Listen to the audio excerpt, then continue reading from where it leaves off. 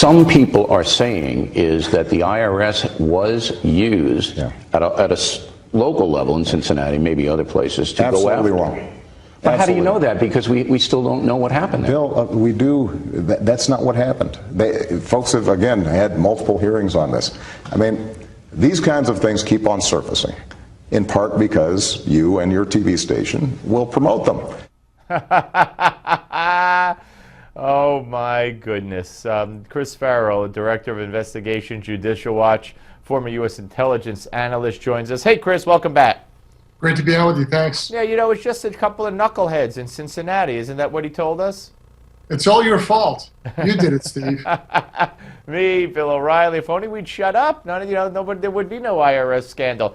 Well, you're making this stuff up and you're blaming the president. Unbelievable. And the truth of the matter is, not a scintilla of wrongdoing. I think he went on to say. So anyway, you have a whole bunch of Lois Lerner emails, and this just shows even more problems, right? It shows guilty knowledge. She was keenly aware that there would be objections, that people would find out what they were up to, and would pin it on them. I mean, there's an overt, expressed admission of guilt in these emails. Here's a political operative. She's been a Democratic political operative for decades, embedded in the government, running around causing mischief for the Democratic Party, whether it was at the FEC, the Federal Election Commission, or at the IRS.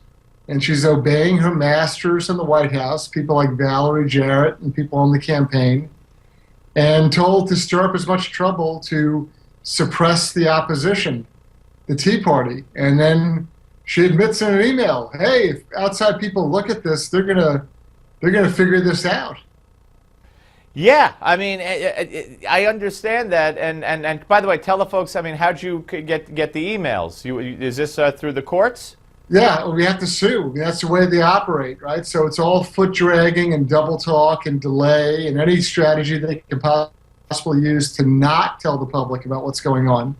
And so rather than just turning the records over, they compel us, or we compel them to turn them over by us filing a lawsuit and taking them into federal court and letting them explain to a federal judge why it is they won't comply with the law. Then the judge embarrasses them and kind of pushes and shoves them into releasing these records.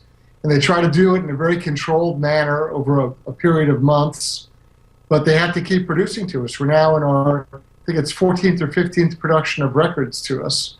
And so, of course, we don't get this admission of guilt in production number 1 or 2. It's number 14 where they suddenly say, oh yeah, by the way, if they catch us doing this, they'll figure it out. I mean, Chris, I mean, we're talking about sensitivity training on how to explain what they were doing. I mean, if this was a trial, if this was entered as evidence in a trial in a court of law, I mean, I don't see how a jury could not say guilty.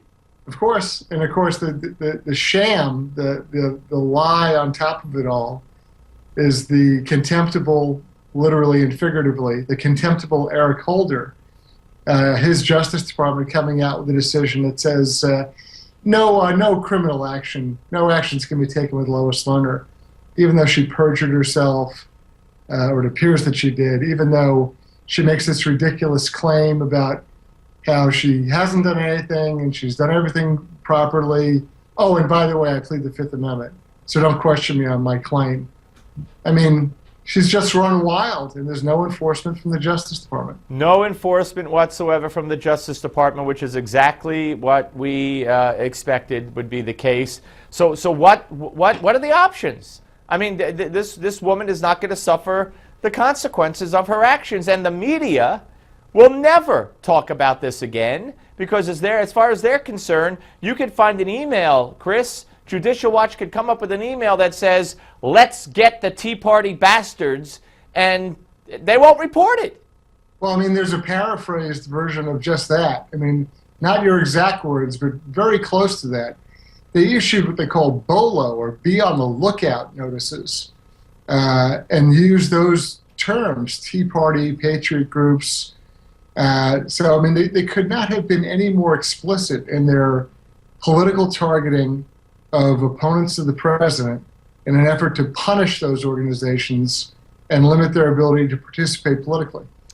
Yeah, it is sad. I mean, on one hand, we have congressional committees apparently powerless to do anything or unwilling to do anything. On the other hand, we have you and Judicial Watch that have done such great work in getting this information and these emails through suing and FOIA requests, etc. And we have a media that just is in bed with the Obama administration and the Justice Department. Hear no evil, see no evil. But if this were the other way around, if this was the Bush IRS and they had targeted liberal groups or progressive groups, oh my God, heads would have rolled. They would have been talking impeachment. But it's a shame. It's a shame. So where do we go from here, Chris? Where does Judicial Watch go from here? Well, I know you'll find this shocking, but there's no way in the world we're going to let go of this, right? We don't quit. We don't stop. I'm glad. I'm glad. So more requests for more emails or what? Well, of course, they still have to satisfy the requirements of this existing lawsuit in federal court. Right. So, and there's very bad behavior on the part of the IRS, even their attorneys, and how they've made representations to the court in some matters. I mean, it was painful in this first early hearing. Right. They had a Justice Department attorney representing the IRS, and he kept talking about them. He was referring to his clients. Well, that's not good. Chris, thank you as always, my friend. Appreciate you coming on. Folks, coming up next, the author of True and Constant Friends. And she happens to be the wife of Senator Rand Paul. Kelly Paul will be here for 2 segments.